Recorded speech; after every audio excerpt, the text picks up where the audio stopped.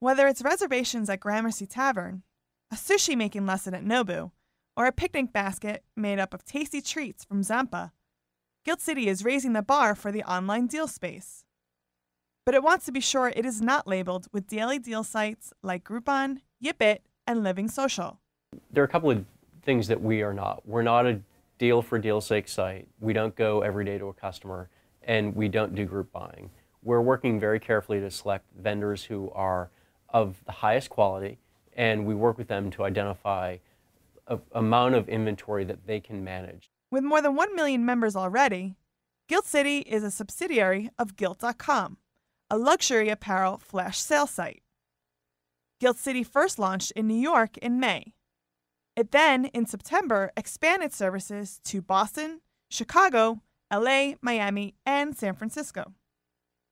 Its first non-US city was Tokyo in December. Guild City is planning further expansions. There's a huge amount of demand for differentiated, curated experiences that we're always looking to create, and you can trust Guild City to put those things together and know that you're always going to go to a quality event.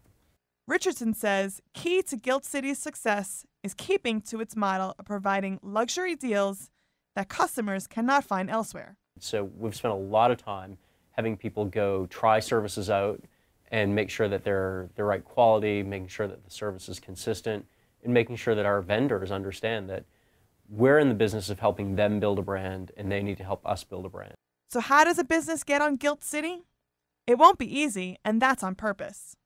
You know, in New York City alone, there are 22,000 restaurants, and we're not going to be able to offer 22,000 restaurants on our site. So we're looking at a number of qualities. One, you know, does the restaurant have great reviews and the quality? Is the service amazing and impeccable? Is it someplace that people are really seeking to go to and it hasn't necessarily been easy to get access to? And we look at all those measures and try to make sure that we're working with the right ones.